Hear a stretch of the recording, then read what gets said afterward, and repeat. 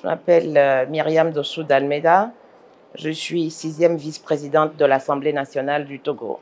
C'est vrai qu'aujourd'hui, le monde globalisé tend à créer et à insuffler davantage de protectionnisme des États et des pays les plus forts économiquement. Et nos pays africains ont le devoir et la responsabilité de consolider nos économies afin qu'elles puissent retrouver leur place sur un marché déjà très concurrentiel. Évidemment, le protectionnisme est toujours un frein au libre-échange et défavorise un peu les économies qui sont fragiles. Cependant, un pays comme le Togo construit et consolide son développement en ayant une approche assez inclusive qui permet d'abord de renforcer la production nationale, la production interne, et puis de développer effectivement des chaînes de valeur avec une vision sur le marché extérieur. Et dans ce contexte, on observe naturellement un léger frein pour tout ce qui est protection des marchés européens, qui étaient quand même des partenaires traditionnels de nos pays. La plupart des organisations de pays du Nord, de pays du Sud et des relations entre les pays du Nord organisés et ceux du Sud ont tendance à voir les problèmes dans leur globalité, alors qu'il existe des spécificités, des différences dont il est important de prendre en compte pour pouvoir aller vers des accords qui sont intéressants, des accords win-win pour les parties. Mais naturellement, on constate une tendance à voir la force d'un côté et la faiblesse de l'autre, malgré la volonté et les différentes réunions, les accords qui sont signés. Il est important quand même que les pays africains déjà puissent, à travers des organisations régionales, sous-régionales et continentales, renforcer leur capacité de négociation et impulser un changement dans cette approche globalisante du monde. Alors, je vais aller un peu en arrière et replanter le décor pour que vous puissiez comprendre la pertinence, l'utilité et l'impérieuse nécessité de changer. Il est clair qu'on ne peut pas continuer dans le monde à faire les choses de la même façon et espérer obtenir des changements. Le monde a évolué énormément et très vite au cours des dernières décennies, et que ce soit sur le plan technologique, sur le plan scientifique. Mais on a le sentiment que les humains n'ont pas progressé le, de, au même rythme. Et naturellement, le monde change. Il faut qu'on s'adapte à ce changement qui est très rapide et qui ne permet pas d'apprécier et d'avoir l'impact positif de ces changements sur les humains. Le Togo est un pays réformateur. Le Togo a initié, au cours des 2 dernières décennies, une série de réformes pour construire un pays développé, pour construire la paix et consolider le bien-être et la qualité de vie des Togolais. C'est ça l'objectif de toutes les réformes qui ont été menées depuis des décennies. Ça a commencé naturellement par, dans une première phase, la recherche d'un consensus, d'une trêve politique, afin de pouvoir créer un cadre favorable à l'éclosion d'une nouvelle décennie, une nouvelle catégorie de Togolais, fiers, responsables, épanouis et créer de la richesse partagée.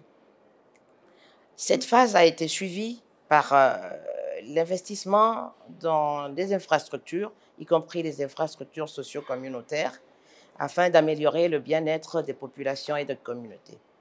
Et ensuite, l'aboutissement donc de cette réforme est la réforme politique, la réforme institutionnelle qui a vu la naissance de la Constitution de la Ve République.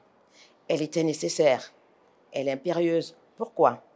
Parce qu'il est important de stabiliser le cadre politique et social. Et on a pu observer dans la sous-région, au cours des dernières années, des changements anticonstitutionnels qui ne sont pas de nature à favoriser le développement économique, le développement du capital humain. L'Afrique possède une bonne partie des ressources minières sur la terre. Elle a une jeunesse qui a du potentiel, une jeunesse dynamique. Cependant, lorsqu'on observe la réalité des Africains et de nos pays, on peut se dire qu'il y a une bonne marge de progression. Et pour pouvoir passer cette marge, pour accélérer et contribuer à l'amélioration du quotidien de nos populations, ça, c'est l'objectif, c'est l'unique objectif du dirigeant, c'est l'unique objectif des politiques et des réformes qui ont été faites au cours des dernières années. Il était important de stabiliser le cadre politique. Et cela permettrait naturellement d'avoir un environnement social apaisé et de trouver une meilleure structuration des relations entre le peuple et ses dirigeants, entre les communautés et les élus.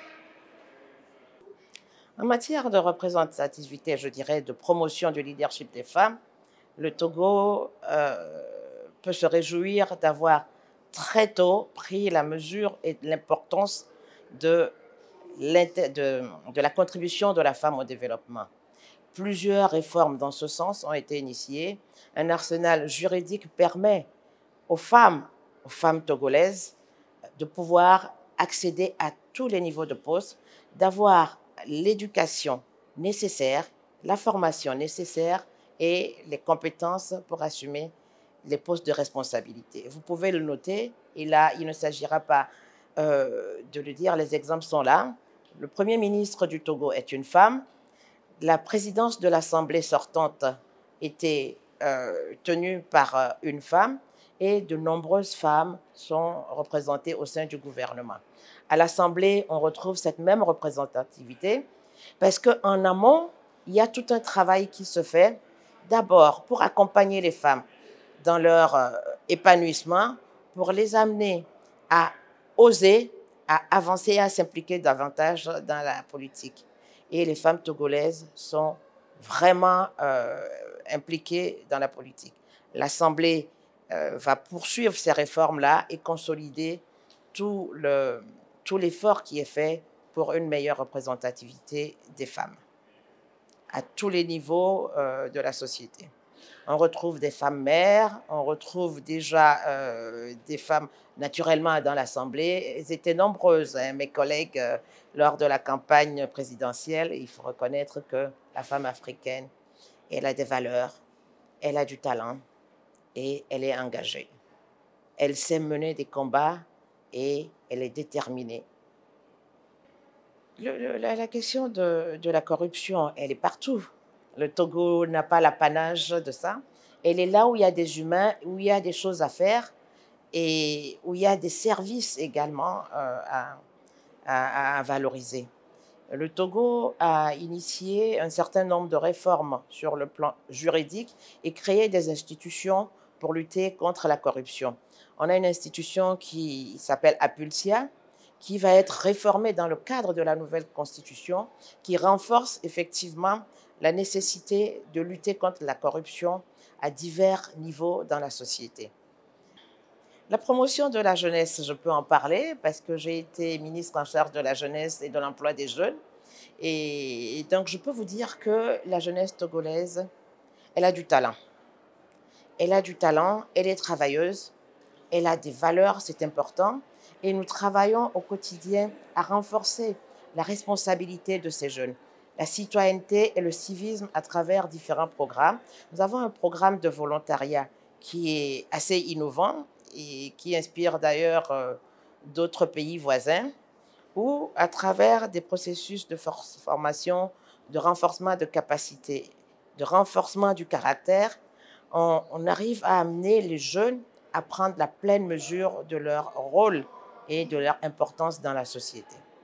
Au-delà de ça, il faut savoir qu'institutionnellement, nous avons un Conseil national de la jeunesse qui est une institution assez représentative au sein duquel les jeunes de toute catégorie, je dirais, de tous les milieux sociaux, se retrouvent, soit à travers des associations en représentation des associations, et participent, initient des réflexions, participent à la vie publique. La participation des jeunes à la vie publique est un impératif, elle n'est pas une option lorsqu'on est dans un pays où on a plus de 60% de la population qui a moins de 40 ans. Tous les sujets sont importants, malheureusement, aujourd'hui. Ça va très vite. On est dans la dictature de l'immédiateté. Tout va très vite, ça change très vite, ça se transforme très vite. Il est important, surtout, de s'arrêter pour analyser les réels problèmes des Africains. Et ça, c'est les Africains qui le font par eux-mêmes. Il est important que ce diagnostic permette de déboucher sur des solutions qui sont des solutions adéquates et appropriées pour nos pays, pour nos populations. Lorsque nous allons donc dans des réunions et des rencontres de pays, je dirais, du Nord, du Sud et de pays forts, il faut que nous posions les problèmes. Et il faut que ceux qui sont en face puissent les écouter.